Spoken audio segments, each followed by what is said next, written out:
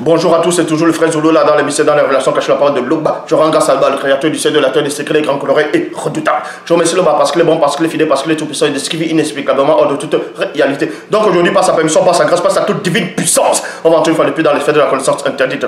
Car vous savez qu'il est dit dans Proverbe 19 que le manque de sens n'est bon pour personne, et dans Proverbe 25 la gloire de l'homme est de cacher des choses et la gloire de roi est de sonder des choses. Néanmoins, il est dit dans Jérémie 33 de moi je te relèverai des choses cachées, des choses que tu ne sais pas. Et dans Jean 3:11 nous disons ce que nous savons et l'on rend témoignage de ce qu'on a vu. Donc aujourd'hui, il m'a été permis de faire cette vidéo exceptionnellement pour tous ceux qui pensent que la Bible est la parole de Dieu, tous ceux qui n'ont aucune connaissance, aucune substance spirituelle, tous ceux qui sont actuellement enchaînés par les liens que les colons ont ramenés, les fausses écritures, les bibles classiques actuelles qu'ils ont falsifiées, qu'ils ont modifiées, ils ont rempli des erreurs, des contradictions exprès dedans pour prendre votre énergie, pour prendre votre substance, pour vous vider complètement. Donc, parce qu'il y a aussi certains qui m'écrivent dans les commentaires que j'ai pu lire, et ça m'a fait rigoler, qui disent « Oh, que le nom de J est tellement puissant que je n'arrive pas à prononcer tout son nom complet. » donc, pourtant, je n'arrive pas à dire Jésus-Christ. Donc, j'ai dit Jésus-Christ. Et alors, donc, ma bouche a brûlé. Ah, Zulu, est-ce que ta bouche a brûlé vu que tu viens de dire Jésus-Christ? Du n'importe quoi. Franchement. Donc, ici, on va vous démontrer une bonne fois pour toutes que tous ceux qui s'accrochent inutilement dans les versions des Bibles classiques actuelles sont dépouillés de connaissances, non pas de substance spirituelle. Donc ici, on va vous montrer que ces gens sont dépouillés, comme j'ai dit, de la substance même spirituelle. Parce que beaucoup de personnes dans le monde, en tout cas ceux qui se disent chrétiens, croyants, tout ça, bon, pas tous les croyants, mais certains qui croient dur comme fer à cette version des Bibles actuelles classiques, ils disent que la Bible est la parole de Dieu. Que la parole de Dieu ne se contredit pas, tout ça.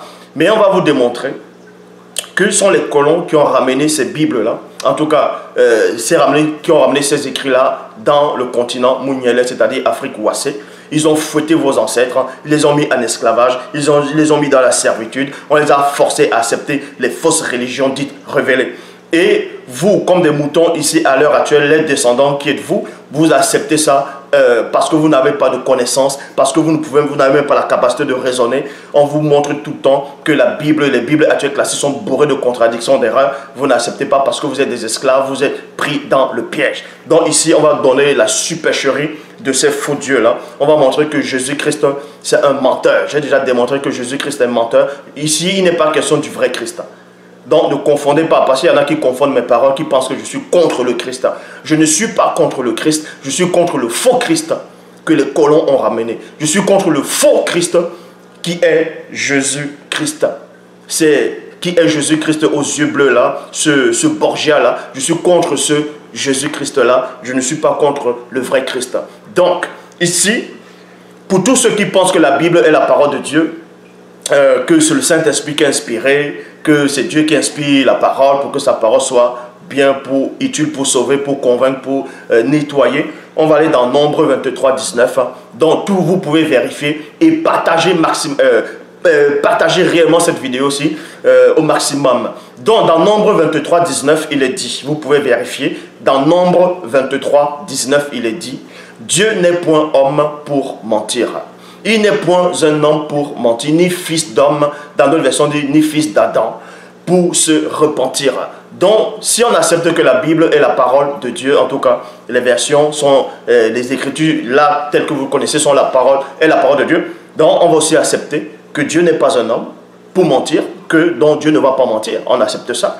Et qu'il n'est pas aussi un fils d'homme, d'autres versions, il n'est pas un humain, pour se repentir, dont Dieu ne pourra à aucun moment se repentir, si on accepte bel et bien ces écritures-là. Donc, maintenant, on va vous montrer les contradictions que ce Dieu-là, votre faux Dieu que vous avez accepté, Jéhovah, Adonai, Elohim, Yahvé, El Shaddai, peut se tromper, peut même oublier, et ment et approuve même le mensonge.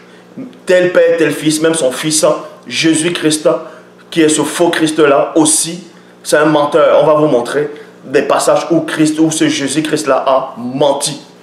Donc, dans Genèse 6.6, il est dit, Yahvé se repentit d'avoir fait l'homme sur la terre et il fut tout triste. Donc, Yahvé est tout triste.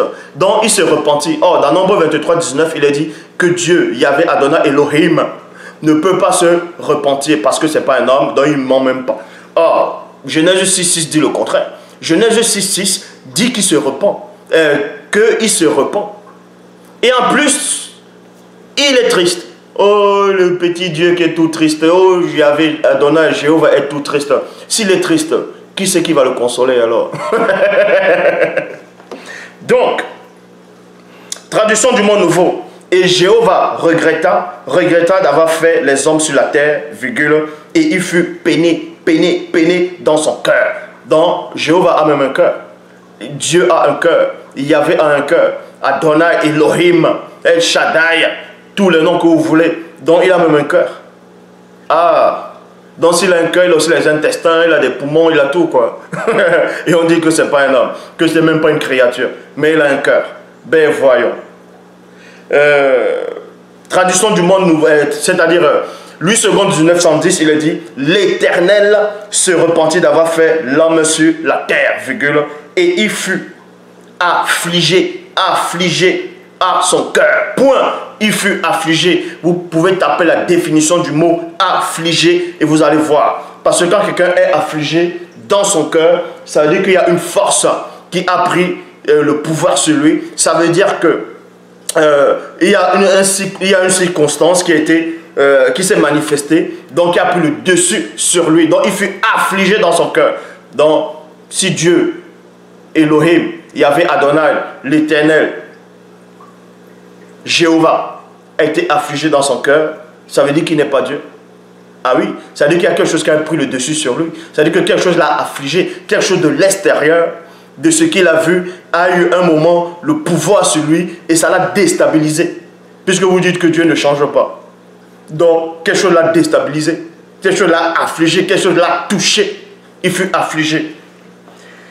Dans 1 Samuel, chapitre 15 au verset 29, 1 Samuel 15, 29, il est dit « Celui qui est la force d'Israël ne ment point et ne se repent point, virgule, car il n'est pas un homme pour se repentir. » Et pourtant, dans 1 Samuel, chapitre 15, verset 10 à 11, il est dit « L'Éternel adressa la parole à Samuel et lui dit, deux points, je me repens, je me repens d'avoir établi Saül pour roi, car il se détourne de moi et il n'observe point mes paroles. » Mais dans le même livre, celui qui a écrit le livre de Samuel, c'est un trisomique ou bien c'est un attardé mental.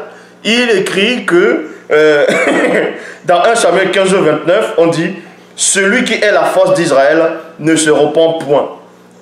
Et ne ment point et ne se repent point, car il n'est pas un homme pour se repentir. » Alors que si on va dans le verset d'avant, dans 1 Samuel 15, verset 10 à 11, l'Éternel adressa la parole à Samuel et lui dit, deux points, « Je me repens d'avoir établi Saül pour roi. » Ça a été dit dans 1 Samuel chapitre 15 au verset 10 à 11. Tandis que 1 Samuel 15 verset 29, plus tard, on avance quelques chapitres après, dont ils oublient ce qu'ils ont écrit là, que Dieu s'est repenti, que Dieu se repent d'avoir établi Saül comme roi. Mais maintenant on dit encore, celui qui est la force d'Israël ne se repent point. Alors, il faut savoir, soit il se repent, soit il ne se repent pas. Donc, on vous montre par là que Dieu c'est un homme.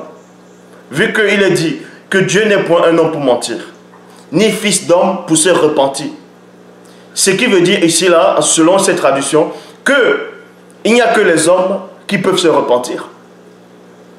Puisqu'on dit il n'est ni un fils d'homme pour se repentir. Ça veut dire que s'il se repent, il n'est pas Dieu.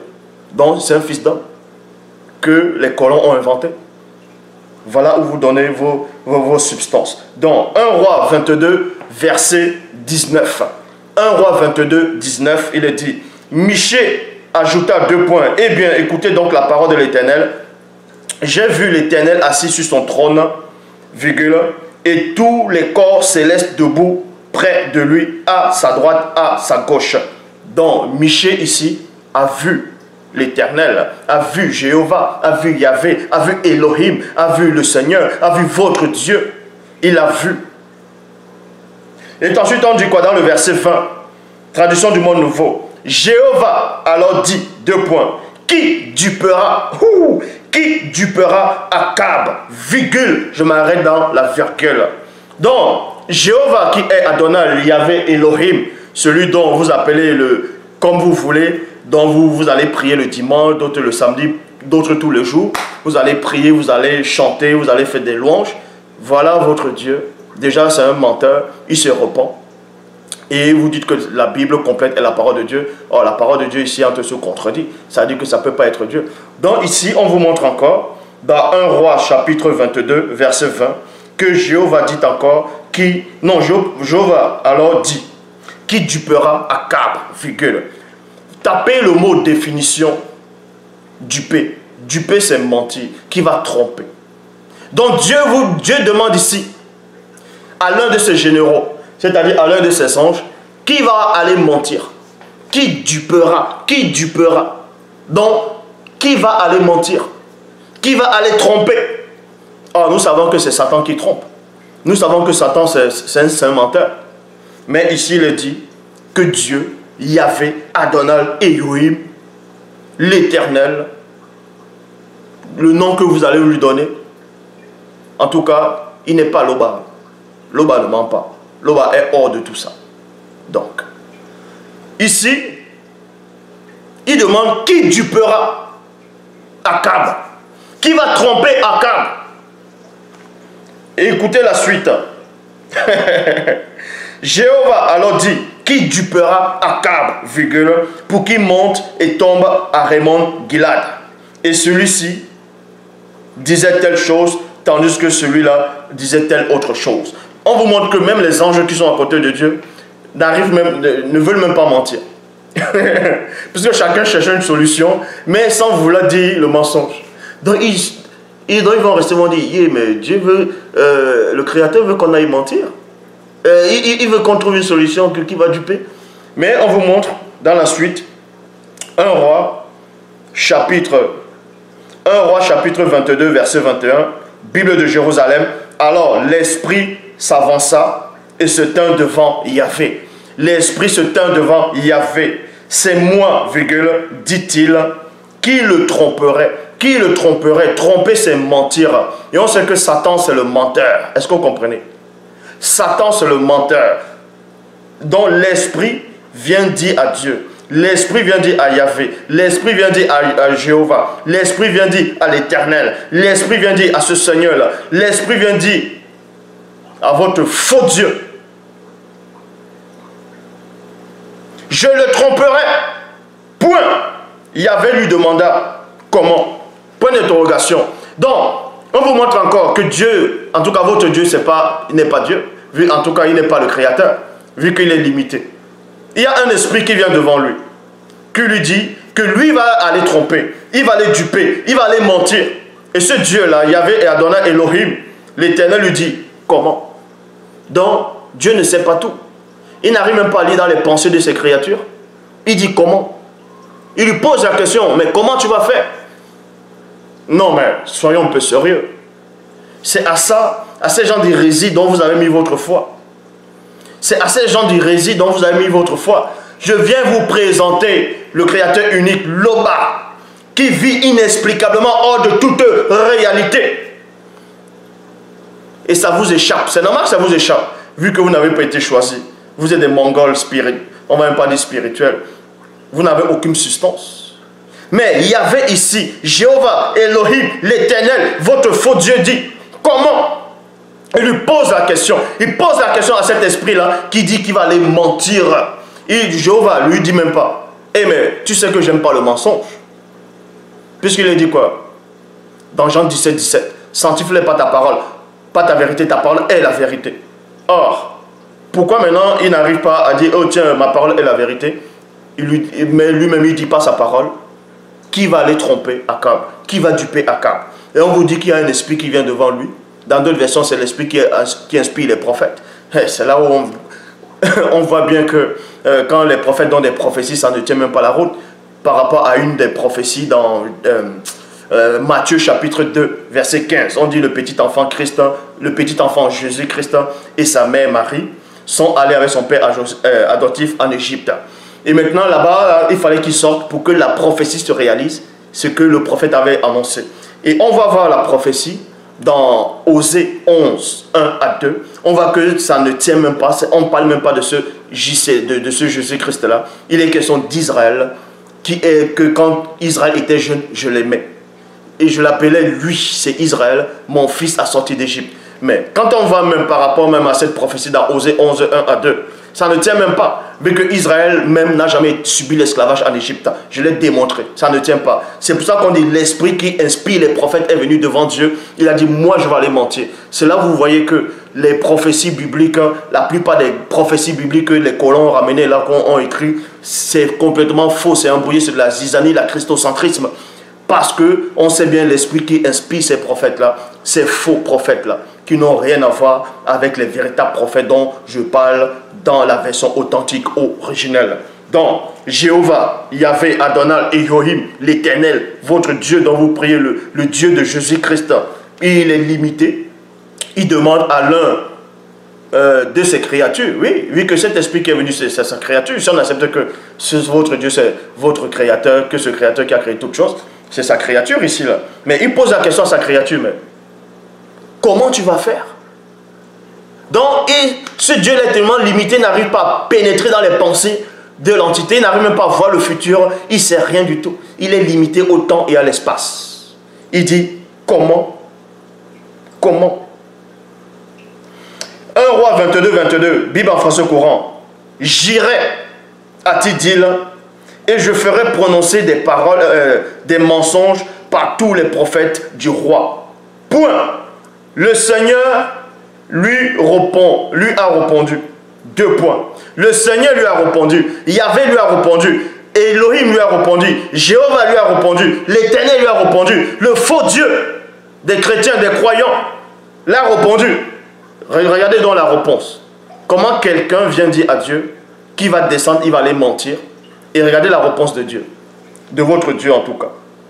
C'est un excellent moyen. C'est un excellent moyen pour le tromper. Aïe, aïe, aïe, aïe, aïe. Vas-y et fais cela. Donc Dieu approuve le mensonge. Jéhovah approuve le mensonge. Voilà la Bible remplie des hérésies, remplie de mensonges, de contradictions, du n'importe quoi. Donc beaucoup de gens sont de s'accrocher inutilement. Vous vous accrochez sur ça. Les colons vous ont eu. Ils vous ont trompé. Vous vous accrochez sur du n'importe quoi. Donc voilà, votre Dieu approuve le mensonge. Votre Dieu approuve le mensonge. Yahvé approuve le mensonge. Jéhovah Elohim, l'Éternel, approuve le mensonge. Voilà. Yahvé Adonai approuve le mensonge. C'est un excellent moyen. Je vais relire. Pour ceux qui n'ont pas peut-être dû comprendre. Ça peut te bouillonner dans le cœur. Tu peux mettre le pouce en bas. C'est ton problème. Ton Dieu, c'est un menteur. Ton Jésus-Christ, c'est un menteur.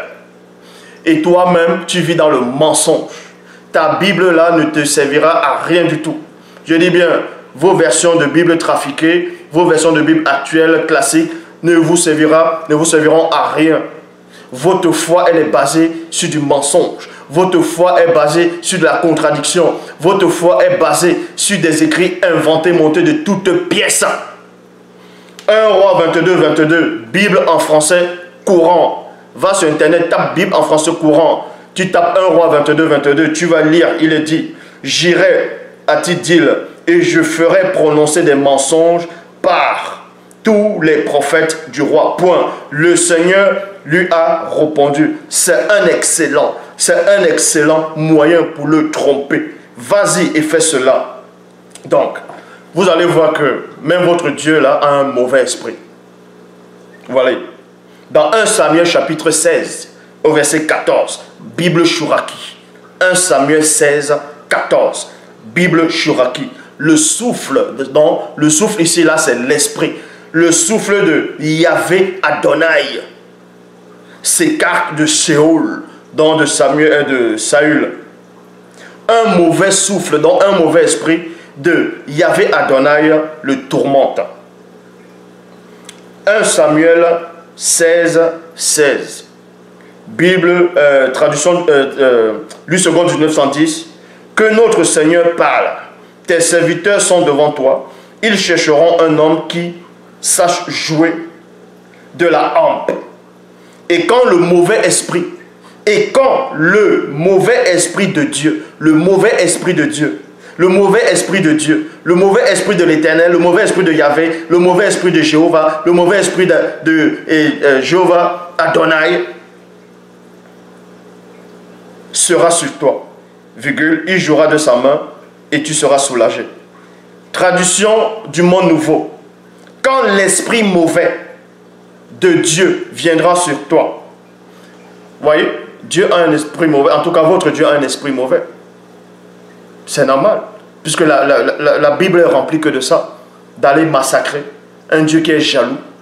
Et pourtant dans Galates, où on fait allusion au fruit de l'esprit, on condamne la jalousie.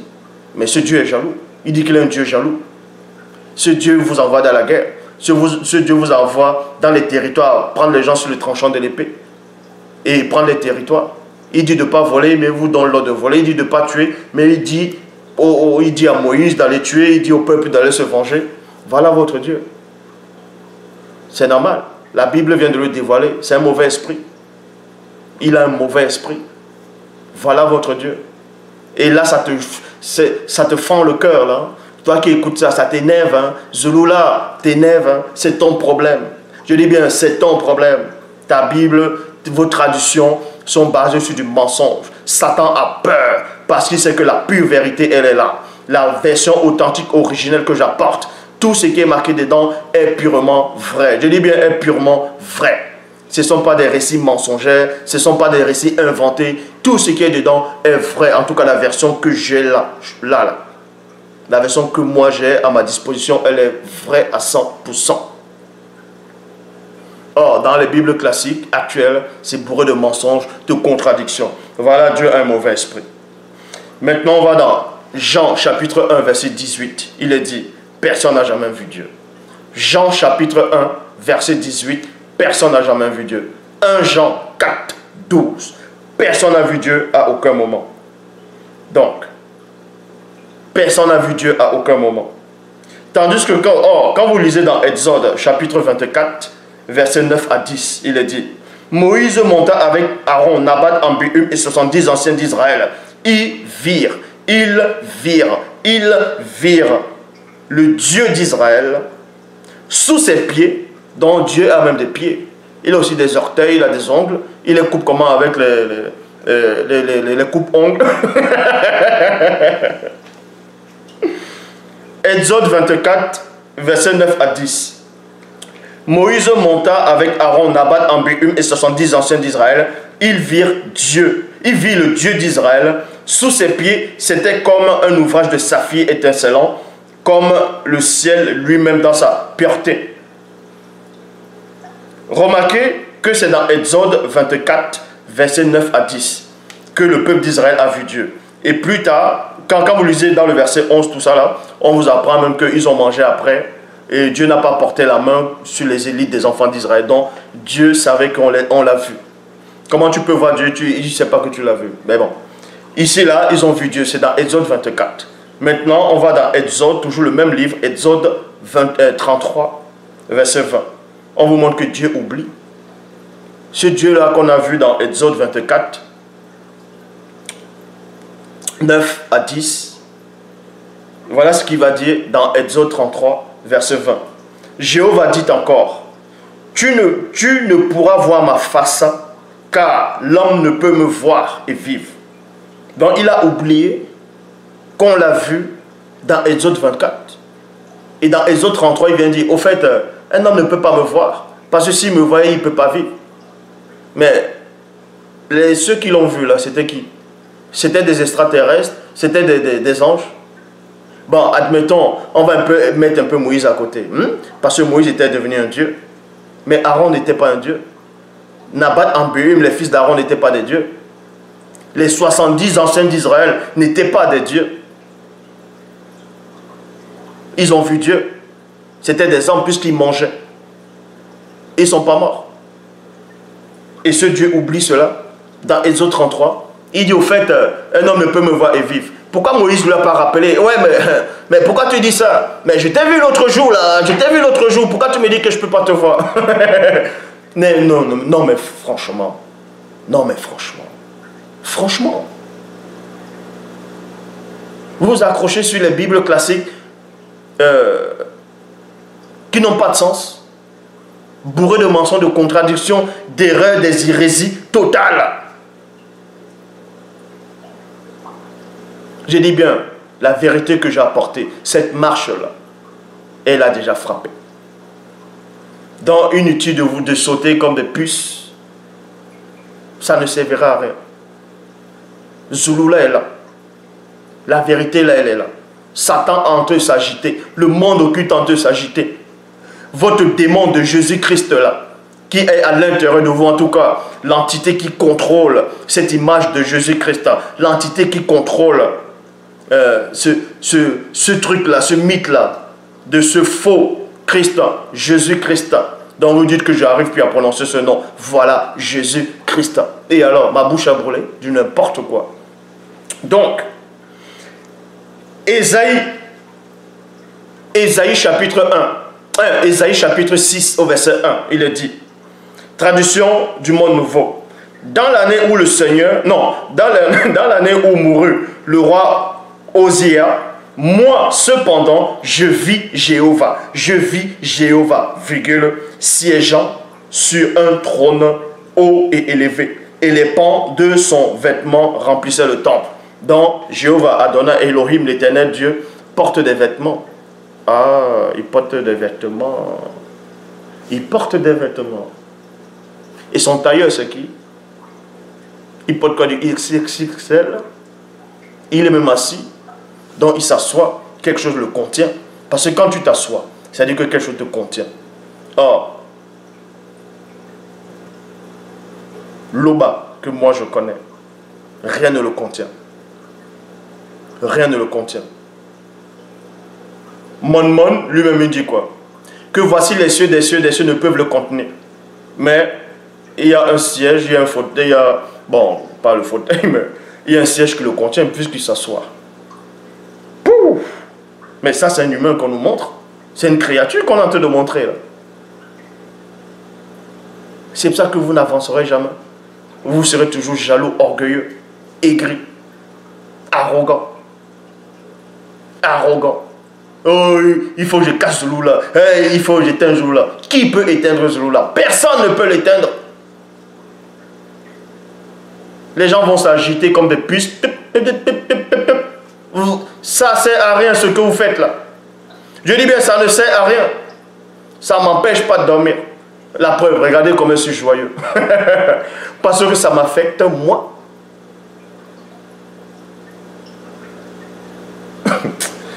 Bon, donc vous allez voir tel père et tel fils. Donc on vous a montré ici que Jéhovah, Yahvé, Adonai, Elohim, non seulement c'est un menteur, il oublie, il approuve le mensonge, il se repent, il est colérique, il donne les mauvaises idées aux gens. Et vous allez voir que son fils, Jésus-Christ, est pareil. Son fils Jésus-Christ aussi, c'est un menteur. Pourquoi? Parce que tel père, tel fils, non? On va vous montrer alors. Ou Jésus-Christ aussi, c'est un menteur. Dans Jean, chapitre 5, au verset 19. Jean 5, 19, il est dit.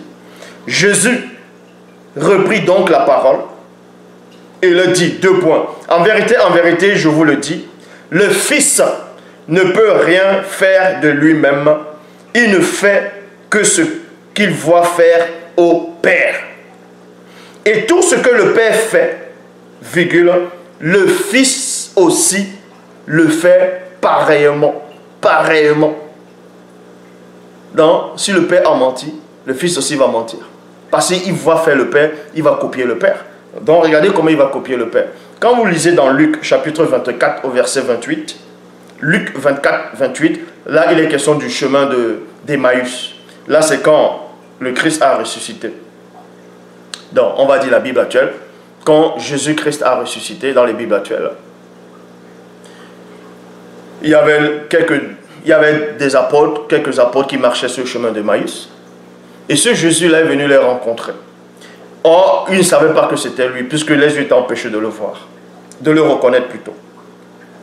Et pendant la conversation, ils étaient en train de converser. Et ce Jésus-là les demande, mais pourquoi vous êtes, qu'est-ce qui se passe, pourquoi vous parlez ainsi, tout ça? Il lui pose la question, mais es-tu le seul ici, là, qui ne sait pas, qui ne sache pas ce qui s'est passé? Donc, ils ont conversé. Et ce Jésus-là a commencé à les expliquer ce que les prophètes ont dit sur son sujet, tout ça. Donc, ils sont arrivés à un endroit où les apôtres, là, ils étaient arrivés à les endroits de destination, ils devaient aller rejoindre les autres apôtres. Et ce Jésus-là, regardez ce qu'il va faire. Luc, chapitre 24, au verset 28, Bible de la liturgie, il dit, quand il s'approchait du village où il se rendait, virgule, Jésus fit semblant d'aller plus loin. Jésus fit semblant d'aller plus loin. Voilà. Faire semblant, c'est quoi? Adopter un comportement en vue de tromper quelqu'un. Faire croire une chose fausse. Donc, vous voyez, ce Jésus-là copie son père Yahvé, Adonai Elohim l'Éternel. Donc, il fait semblant. Il fait semblant, donc c'est un menteur. Bible des peuples, il fit semblant d'aller plus loin. Bible parole de vie, Jésus fait semblant d'aller plus loin. Traduction du monde nouveau, il fit comme s'il allait plus loin. Bible en français courant, Jésus fit comme s'il voulait poursuivre sa route. Bible de Jérusalem, il fit semblant d'aller plus loin. Donc, c'est un menteur. Là, on va commenter un passage où il a encore menti. Pour cela, on va dans Genèse, chapitre 7, au verset 1. Oui, Genèse, chapitre 7, verset 1, il est dit, l'Éternel dit à Noé, entre dans l'arche, toi et toute ta famille. Et toute ta famille. Donc, on va me montrer comment ce Jésus-là va contredire son père, Yahvé, Adonai et l'Éternel Elohim. Genèse, chapitre 7, au verset 1. L'Éternel dit à Noé, entre dans l'arche, toi et toute ta famille, car j'ai vu que devant moi, tu es juste parmi tes contemporains. Genèse chapitre 7, versets 13 à 16. En ce jour même, Noé entra dans l'arche avec ses fils Shem, Cham et Japheth, avec sa femme et les 3 femmes de ses fils, ainsi que tous les animaux selon leurs espèces, tout le bétail selon son espèce, tous les reptiles qui rampent sur la terre selon leurs espèces, tous les oiseaux selon leurs espèces, tous les petits oiseaux, tous ceux qui ont des ailes. Point. Ils entraient dans l'arche avec Noé, 2 par 2, issus de toutes les créatures qui ont souffle de vie. Et ceux qui entrèrent, virgule, mâles et femelles de toutes sortes de chair, entraient comme Dieu lui avait ordonné. Après cela, Jéhovah ferma la porte derrière lui. Donc, et pourtant, Jésus-Christ va venir contredire son Père, va venir contredire le récit que soi-disant son Père a inspiré les prophètes d'écrire, ou a inspiré des hommes pour écrire. Matthieu chapitre 24, versets 38 à 39. Matthieu 24, 38 à 39, il est dit, car dans les jours qui précédaient le déluge, les hommes mangeaient et buvaient, se mariaient et mariaient leurs enfants jusqu'au jour où Noé. Il n'est pas question ici Noé et sa famille, ou Noé, sa famille et les animaux, mais jusqu'au jour où Noé entra dans l'arche. Et ils ne se sont doutés de rien jusqu'à ce que le déluge vienne les emporter tous. Donc, pour Jésus-Christ, il n'y a que Noé seul qui est entré dans l'arche. Puisqu'il n'a pas cité les autres noms. Ah si, il faut avec précision. Maintenant, ceux qui vont toujours, des adeptes pour défendre du n'importe quoi, vont venir écrire, ouais, mais il a dit Noé, en disant Noé va aussi penser à sa famille. Jean 3,11, nous disons ce que nous savons et l'on rend témoignage de ce qu'on a vu. Jésus-Christ ici a prononcé que le nom de Noé. Il n'a pas dit Noé et sa famille. Il n'a pas dit Noé et ceux qui sont entrés dans l'arche. Allez regarder dans les versions que vous voulez. Noé, jusqu'au jour où Noé, dont Jésus-Christ a contredit son père. Vous voyez, c'est un menteur. 1 Pierre, chapitre 3, verset 20, Bible Chouraki. À ceux qui désobéissent jadis, quand Elohim, dans sa longue patience, attendait, au jour de Noah, c'est-à-dire Noé, une caisse fut alors construite dans laquelle peu, c'est-à-dire 8 êtres. Les animaux, ce sont des êtres. Les animaux, ce sont des êtres. Donc ici, on dit 8 êtres, furent sauvés des eaux. Donc, les animaux que tu as aussi sauvés dans le déluge. Pierre, ici, là, le faux Pierre, qui n'a rien à voir avec le vrai Dalé, lui aussi, il a menti. Puisqu'on sait que quand vous lisez dans la Genèse, ce n'est pas seulement 8 personnes qui étaient sauvées. Ici, l'on dit 8 êtres. Bible des peuples. Tous ces gens d'autrefois qui n'avaient pas voulu croire quand Dieu se montrait patient. Point. C'était le temps de Noé qui, lui, construisait l'arche. Ou quelques-uns seulement, 8 en tout furent sauvés des eaux. Pouf! Jésus-Christ parle de Noé. Pierre, ici, parle de 8 personnes. Or, le récit originel de Genèse, où il y a cette histoire, ce n'est pas 8 personnes qui ont été sauvées. Vous allez me dire, oui, mais les personnes, ça veut dire humain. Non, ici on a dit 8 êtres. Ce sont des êtres. Les animaux, ce sont des êtres.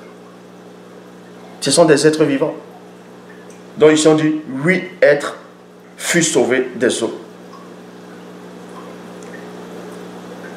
Donc, Hébreu, regardez encore le mensonge dans votre fausse traduction Bible, tout ça. Hébreu chapitre 11, verset 27. C'est pas la foi qu'il quitta l'Égypte, Moïse, il est question ici de Moïse, que c'est pas la foi que Moïse quitta l'Égypte, sans être effrayé. Écoutez attentivement, sans être effrayé, donc ça veut dire qu'il n'avait pas peur. Sans être effrayé de la colère du roi, car il se montra ferme, comme voyant celui qui est invincible. Or, quand on va dans le récit, on voit que Moïse, Hébreu chapitre 11, verset 27, a menti. Hébreu 11, 27 a menti. Puisque quand on va dans le récit où ça s'est déroulé, Moïse a eu peur. Il a été saisi de crainte et il a fui. Exode chapitre 2, verset 14 à 15. Qui t'a nommé chef pour juger notre querelle? Répliqua l'homme. As-tu l'intention de me tuer comme tu as tué l'Égyptien? Point d'interrogation. Voyant que l'affaire était connue, Moïse eut peur. Moïse eut peur. Point. Tandis que dans Hébreu chapitre 11 au verset 27, il est dit, Moïse a quitté l'Égypte sans avoir peur. Or, dans Exode chapitre 2, verset 14 à 15, on dit quoi? Moïse a eu peur. Dans le verset 15, Moïse a eu peur. Non, plutôt, oui, dans Exode chapitre 2, verset 14 à 15, on vous dit ici que Moïse a eu peur. Le pharaon lui-même a entendu parler et cherchait à le faire mourir. Alors, Moïse s'enfuit et alla se réfugier dans le pays de Madian. Comment quelqu'un va fuir pour aller se réfugier quelque part sans avoir peur? Donc, Hébreu chapitre 11, verset 27 a contredit,